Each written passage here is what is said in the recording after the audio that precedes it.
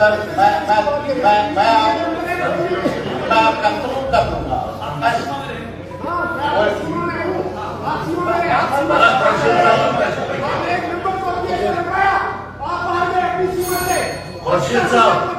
खर्शीद साहब आपको टाइम मिलेगा नहीं, आपको टाइम मिलेगा।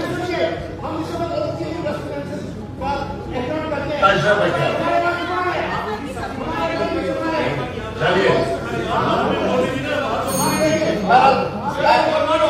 ये तो कंफ्यूज करने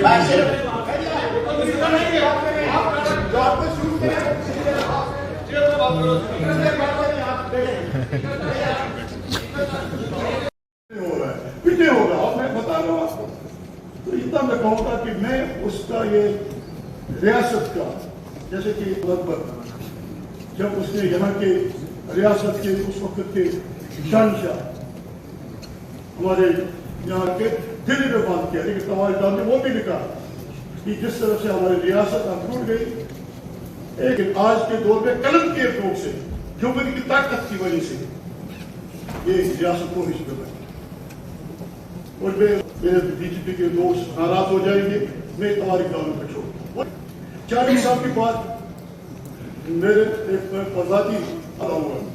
एक दिन मुझे थे वो, तो मैं बर्दाश्त किया, अल्लाह ने ये रहम किए मुझे। मैं उस दिन में बड़ा शोर किया, मैं वहाँ आया तो मैं एक चीज से मैं नहीं कर सकता रहा कि मेरे इलाके में वित्त मिनिस्टर वो आए थे, तो मैंने प्रोटेस्ट किया। फिर राणा साहब का उसने दूसरे दिन एक्सपेक्ट किया और मुझे भी वही चीज दी जो उसने किसी और कॉन्ट्री से भी दी, ये ग्रेटनेस। मैंने उनका नकल भी किया, उसका लहजा इतना नर्म। उसके बाद दूसरे मुझे डोगरा सभा में बताता था मुझे, और वो मुझे वहाँ डोगरी पगड़ी लगा था। मेरे ख्याल जब मैं कश्मीर आया, मैंने कश्मीरी दस्तार का रिवाज अपनी वॉलंटियर्स को लगाना शुरू किया। जब ये ढोल चलता था, मैंने कहा ये मैंने कश्मीरी दस्तार लगाया। तो ये नहीं कहा कि इसने मुझे धरना किया 1 घंटा, तो मुझे नहीं कहता बाहर मुझे लगे कहा मैं आपको ये फ्री दे दूंगा जैसे कि किसी और कॉन्स्टिट्यूशन में देंगे। तब मुझे आपने कहा कि हो सकता है कि एडमिनिस्ट्रेशन को चाहिए कि वो इस बारे में देखे, जो हमारे और कोई गुजर जाता है वो उनके बारे में आना चाहिए असेंबली। उसी के जो सेशन के दौरान I think you will give a direction कि जब भी कोई मिले यहाँ के सेक्टर में ये पानी ना मिले या कोई क्या होगी, ताकि हम अपने रिकॉर्ड में आप यहाँ रख सकते हैं। में इनके इलाके में तफाना में उन्होंने काम किया, अच्छा किया, वो भी इनको याद किया जाएगा। मुशावरा उन्होंने किया।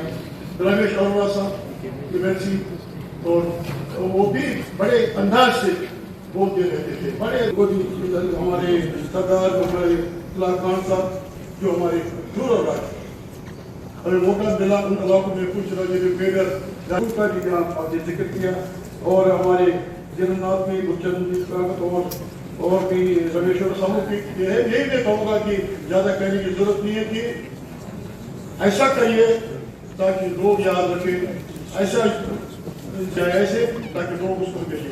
Thank you very much. Salman Sagar साहब,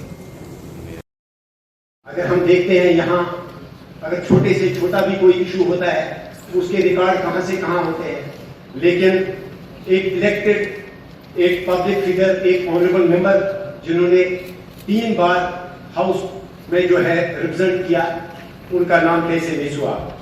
तो जनाब मोहम्मद सुल्तान पंडितपुरी साहब जिन्होंने 70s में रियासत की शुरुआत की, 1977 में जम्मू कश्मीर नेशनल कॉन्फ्रेंस की टिकट पे वो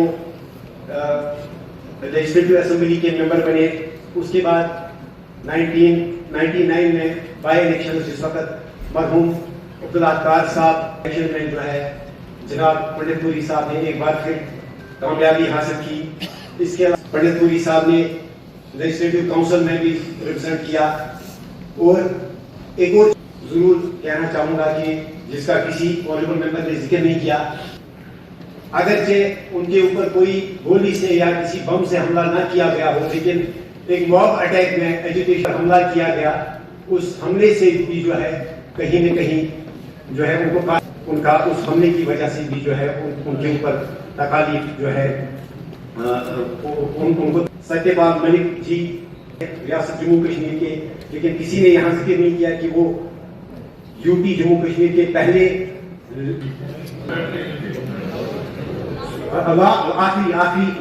آخری گورنر تھے وہ جموں کشمیر کے. اور میں یہی کہوں گا کہ جہاں وہ کسانوں کی بات کرتے تھے، جہاں وہ ایک ایماندار پبلک فگر تھے، سیاستدان تھے، لیکن جیسا کہ یہاں پہ طارق عامی صاحب نے کہا کہ اگر کنسٹرکٹیو ہم کرٹیسزم کریں تو اس کا سکوپ ہوگا. ساگر صاحب نے کہا، سلمان ساگر صاحب نے، کہ آج شاید، اور مجھے بھی لگتا ہے کہ یہی وجہ ہے کہ اس سائڈ ہے، ان کو بھی آج شاید کہنے کی کچھ زیادہ خواہش نہیں ہے، اسی وجہ سے یہ خاموشی اختیار کیے ہوئے ہیں اور صرف کٹوتی کر رہے ہیں. شکریہ، بہت بہت شکریہ. آمن گپتا جی.